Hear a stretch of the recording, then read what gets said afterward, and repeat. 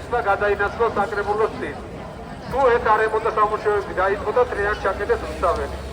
თუმცა ამაზე მერე თუ არის კიდე განსხვავებული აზრები, კიდევ გავცხოვოთ, მაგრამ ნუ ყველაზე ოპტიმალურ ალტერნატივად ამ